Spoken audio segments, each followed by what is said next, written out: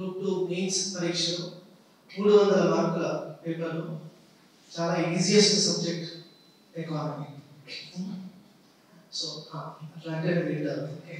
So ఈ 75 మార్కుల economy పేపర్ని బేసికల్గా 5 చాప్టర్లు అంటాము.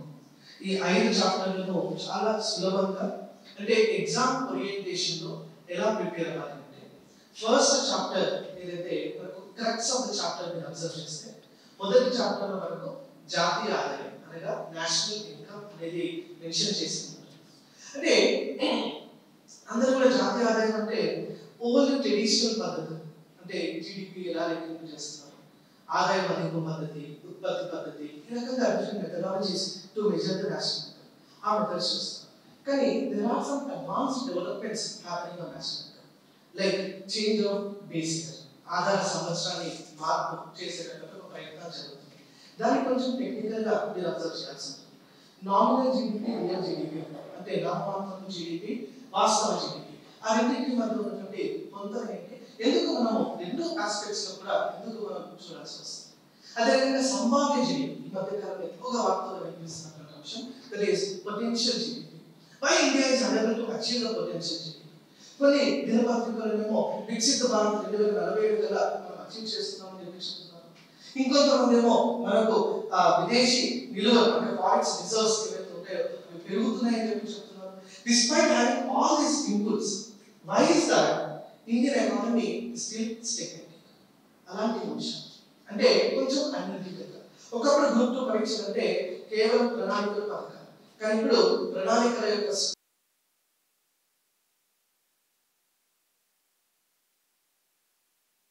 కావచ్చు. సో ఈరోజు రేపు తెలంగాణలో గ్రూప్ 2 పరీక్ష జరగబోతుంది. ఎకానమీ పేపర్ రేపు ఉండబోతుంది. సో రేపు నిరుద్యోగిత నుండి కూడా ప్రశ్నలు వస్తాయి. సో పేదరికం నుండి ఎలాంటి ప్రశ్నలు వస్తాయంటే how NSO is actually estimating poverty in India. పేదరిక అంచనాపై వివిధ కమిటీలు, సురేష్ టెండూల్కర్ కమిటీ ఏం చెప్పింది, రంగరాజన్ కమిటీ ఏం చెప్పారు, హాష్యం కమిటీ ఏం చెప్పింది, సక్సేనా కమిటీ ఏం చెప్పింది. చరిత్రలో చూస్తే దాదాపు నరోజు నుండి NSO వరకు ప్రతి పద్ధతిని కూడా యూపీఎస్ మెథడాలజీ కావచ్చు, in fact MRP, URP method, MRP method, MMRP method, modified mixed recall period, ఇట్లాంటి టెక్నికల్ ఆస్పెక్ట్స్. అంటే ఎకానమీ బేసికల్గా I don't call it as a difficult subject, rather it is only different subject. అంటే మీకు రాజ్యాంగంలో పాలిటీలో హిస్టరీలో ఉన్నటువంటి ఒక డిఫైన్డ్ సిలబస్ అనేది, ఒక డిఫైన్డ్ ప్యాటర్న్ అనేది ఫస్ట్ యూనిట్లో భాగంగా పేదరికం, నిరుద్యోగాన్ని కూడా మీరు కవర్ చేయాల్సి ఉంటుంది. ఎందుకు కవర్ చేయాలంటే వృద్ధి అభివృద్ధి అంటున్నాం, గ్రోత్ అండ్ డెవలప్మెంట్. గ్రోత్ నుండి క్వశ్చన్స్ వస్తున్నాయి, డెవలప్మెంట్ నుండి క్వశ్చన్స్ వస్తున్నాయి, గ్రోత్ థియరీస్, వృద్ధి సిద్ధాంతాలు ఉంటాయి, ఆ సిద్ధాంతాల నుండి కూడా ప్రశ్నలు వస్తాయి. బేసికల్గా ఆ వృద్ధి సిద్ధాంతాల నుండి again you should enter in to some సూచికలు, ఇండెక్సెస్ అంటాం. హ్యూమన్ డెవలప్మెంట్ ఇండెక్స్ కావచ్చు, అదే రకంగా మల్టీ డైమెన్షనల్ పావర్టీ ఇండెక్స్ కావచ్చు. ఇలాంటి కొన్ని ఇండెక్సెస్ ఉంటాయి, కొన్ని కర్వ్స్ ఉంటాయమ్మా. కర్వ్స్ అంటే లారెన్స్ కర్వ్ అంటాం, జిన్నీ కోఎఫిషియంట్ అంటాం. సో ఇలాంటి అంశాలు కూడా మనకు ఫస్ట్ యూనిట్లోనే మెన్షన్ చేయడం జరిగింది. సో ఒక క్వశ్చన్ అడుగుతా, ఎవరైనా చెప్పండి. Lorenz curve shows the relationship between, Lorenz రేఖ ఏ రెండింటికి మధ్య సంబంధాన్ని తెలియజేస్తుంది? Unemployment. Phillips curve mentions about the relation between unemployment and inflation.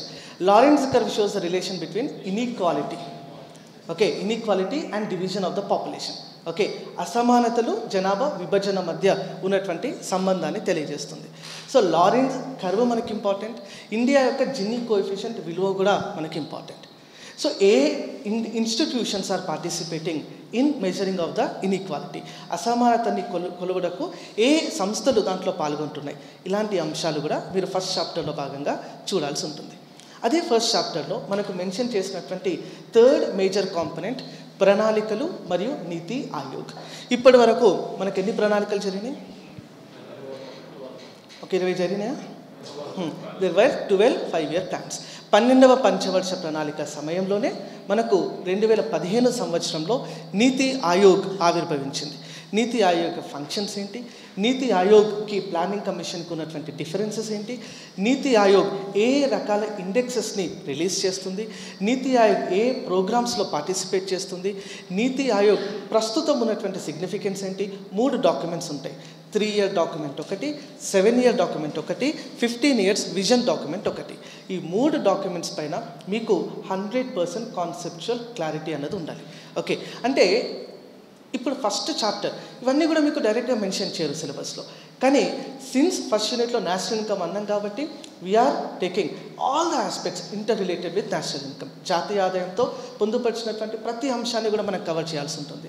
Similarly వృద్ధి అభివృద్ధి, అక్కడ సూచికలు చూడాలి, వృద్ధి కారకాలు చూడాలి, అదే రకంగా ప్రణాళికలు మరియు నీతి ఆయోగ్. సో ఇలాంటి అంశాలు మీరు ఫస్ట్ యూనిట్లో క్లియర్ చేసుకుంటే it will be safe. Second unit is the most tricky unit in the entire group 2 syllabus. మొత్తం గ్రూప్ 2 సిలబస్లో నాకు తెలిసి ఎకానమీ అంటే భయం ఎందుకు వస్తుందంటే ఫస్ట్ చాప్టర్ వల్ల భయం లేదు, 3వ చాప్టర్ వల్ల కూడా భయం లేదు, 4వ చాప్టర్ వల్ల కూడా భయం లేదు. ఎందుకంటే సర్వే రిలీజ్ అయిపోయింది, బడ్జెట్ కూడా వచ్చింది కాబట్టి, గ్రూప్ 2 వాయిదా కూడా పడింది కాబట్టి ఇంకా భయమే లేదు. కాకపోతే సెకండ్ చాప్టర్ ఏదైతే ద్రవ్యం మరియు బ్యాంకింగ్, మనీ అండ్ బ్యాంకింగ్ ఉందో అక్కడ నుండి highly technical questions, highly tricky questions అడిగేటటువంటి అవకాశం ఉంది. ఓకే, ద్రవ్యం మరియు బ్యాంకింగ్. ఇక్కడ మీరు ఖచ్చితంగా చూడాల్సింది ద్రవ్యం యొక్క రకాలు, టైప్స్ ఆఫ్ మనీ, ద్రవ్యం యొక్క విధులు, దీస్ ఫంక్షన్స్ ఆఫ్ మనీ, ద్రవ్యం యొక్క లక్షణాలు, క్యారెక్టరిస్టిక్స్ ఆఫ్ మనీ. సో ఒకటే ద్రవ్యం అని చెప్పి చాలా బుక్స్లో ఏం చేస్తున్నారంటే ద్రవ్యం యొక్క విధులు అని చెప్పి అన్ని దాంట్లో కలిపేస్తున్నారు. కానీ examiner is asking differently characteristics of money, differently functions of money, differently types of money.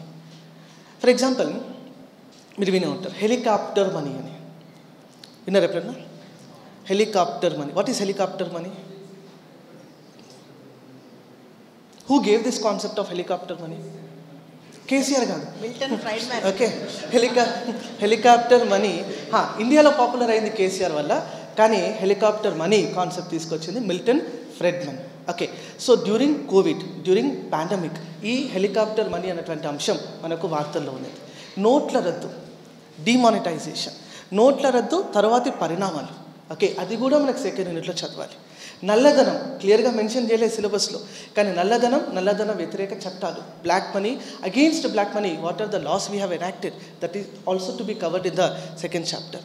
Money supply, ద్రవ్య సరఫరా అంటాం, M1, M2, M3, M4 ఈ పాలసీస్ గురించి మీరు చదవాల్సి ఉంటుంది. ద్రవ్య సరఫరాతో పాటు money creation, how do we create money, ఎలా మనం మనీ క్రియేట్ చేస్తాం. మనకు పేదరికాన్ని నిర్మూలన చేయాలంటే డబ్బు సరఫరా చేస్తే సరిపోతుంది అనుకోవచ్చు, కానీ అలా చేయలేం మనం. ఎందుకంటే సెకండ్ చాప్టర్ మీకు అర్థం కావాలంటే ఖచ్చితంగా ద్రవ్యోల్బణం అన్నది అర్థం కావాలి. Yes or no? ఇన్ఫ్లేషన్ అంటాం, is inflation good or bad? For example if I say tomato price today is ₹10, 3 రోజుల తర్వాత టొమాటో ప్రైస్ 100 రూపాయలు అయింది. Is it good or bad? Suppose you are all tomato farmers, then you say it is good. Okay, అంటే it is good for the producer, bad for the consumer. Okay, so ఆ రకంగా ఈ analysis అన్నది అంటే subjective analysis, ఎవరికి మంచి ఎవరికి చెడు, క్రిటికల్ అనాలిసిస్ అంటాం. ఓకే, దో మనకు గ్రూప్ 2 అనేది డిస్క్రిప్టివ్ ఎగ్జామినేషన్ కాకపోయినా ఆ కోణంలో మీరు ఆలోచిస్తేనే ఆబ్జెక్టివ్ బిట్స్ని కూడా మీరు సాల్వ్ చేయగలుగుతారు. ద్రవ్యోల్బణం రాకుండా మీకు బ్యాంక్ అర్థం కాదు. Okay, so first you should cover inflation, then you will be understanding banking. ద్రవ్య విధానం అంటాం, monetary policy, CRR, SLR, repo rate, reverse repo rate, open market operation, liquidity adjustment facility, marginal standing facility. అసలు ద్రవ్యత మనం ఏ bank ఇస్తాం, ఎవరికి ఇస్తాము, ఎవరి దగ్గర నుండి లిక్విడిటీ స్క్వీజ్ చేస్తాం. సో ఇలాంటి టెక్నికాలిటీస్ అన్నీ సెకండ్ చాప్టర్లో మీరు కవర్ చేయాల్సి ఉంటుంది.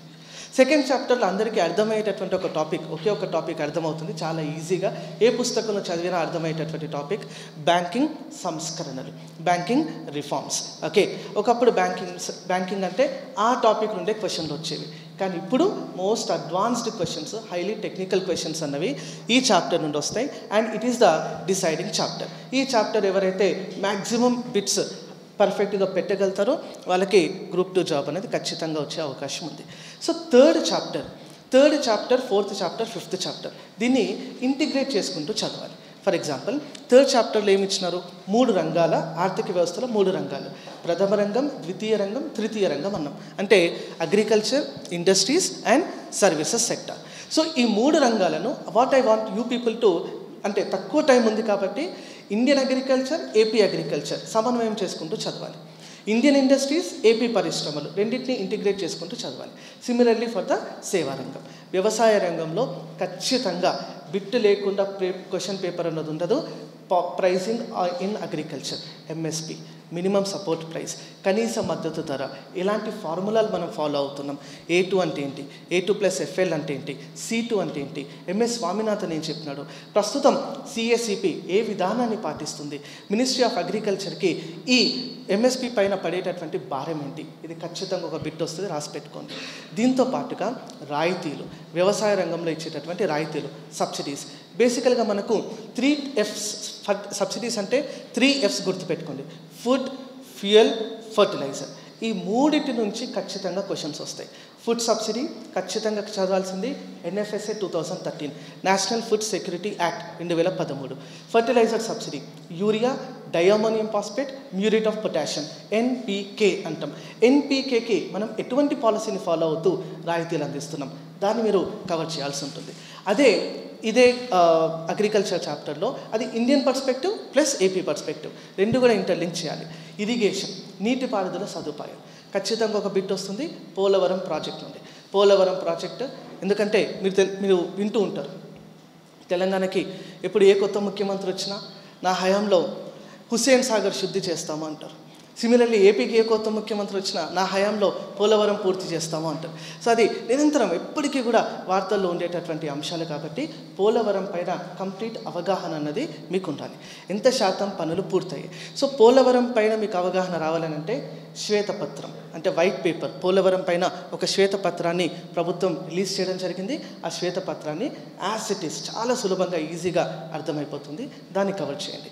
దాంతోపాటుగా అగ్రికల్చర్లో you also have to cover irrigation, నీటిపారుదల సదుపాయాలు. ఓకే, దాన్ని మీరు కవర్ చేయాల్సి ఉంటుంది. ముఖ్యమైన పంటలు, ఓకే, ఇంపార్టెంట్ క్రాప్స్. ప్యాడీ ఎక్కడ హైయెస్ట్ కల్టివేషన్ ఇండియాలో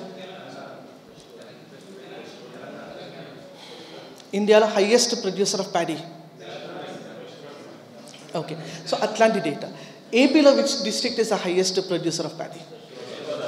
ఓకే, సిమిలర్లీ ఇండియాకి సంబంధించినటువంటి యానిమల్ హస్బెండరీ, స్టేట్కి సంబంధించినటువంటి పశుపోషణ.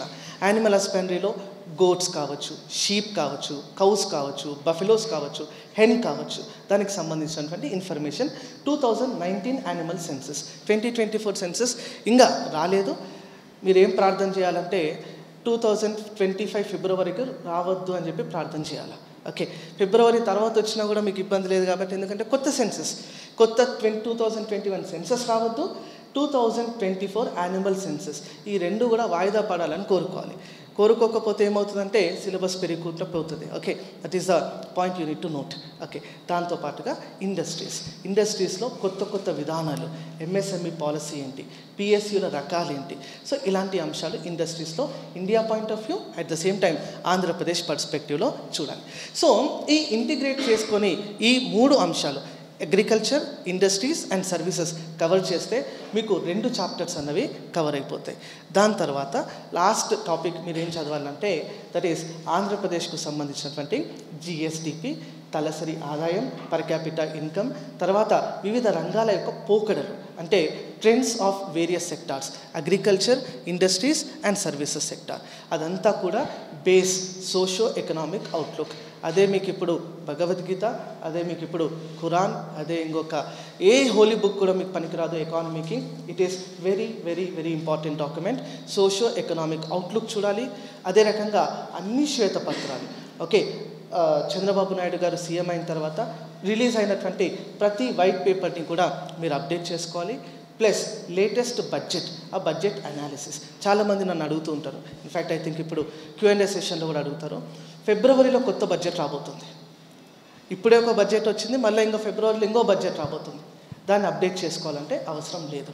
ఓకే, బికాస్ ఫిబ్రవరి ఆల్మోస్ట్ ఒక 1 month ఓల్డ్ అప్డేట్స్ మనకి ఇస్తారు కాబట్టి ఆ రోజు ఓన్లీ గ్లిమ్సెస్ మాత్రం మనం చూస్తే సరిపోతుంది. No need to go for the in depth analysis of the budget, ఎందుకంటే budget will be presented in the ఎండ్లో అయిపోతుంది. ఏపీ బడ్జెట్ వచ్చేసరికి ఫెబ్ ఎండ్ కానీ మార్చ్ ఫస్ట్ వీక్ కానీ కావచ్చు. అంటే మనకు ఆల్మోస్ట్ ఎగ్జామ్ కూడా అయిపోతుంది కాబట్టి దాని గురించి ఆలోచన అవసరం లేదు. సో ఈ డాక్యుమెంట్స్ పైన పర్ఫెక్షన్ తెచ్చుకోండి. Naturally you will be 100% safe in economy. Okay, negative marks ఉన్నాయి కాబట్టి చాలా జాగ్రత్తగా ఆచి తూచి ప్రాక్టీస్ చేస్తూ మీరు గ్రూప్ 2 మెయిన్స్ ఎగ్జామినేషన్కి వెళ్ళే ముందు కనీసం అంటే ఎకానమీ పైన ఒక 20-30 75 మార్కుల క్వశ్చన్ పేపర్లు మీరు సాల్వ్ చేస్తే మీకు ఆ కమాండ్ అన్నది, సబ్జెక్ట్ పైన గ్రిప్ అన్నది ఈజీగా తెచ్చుకోవచ్చు. Thank you.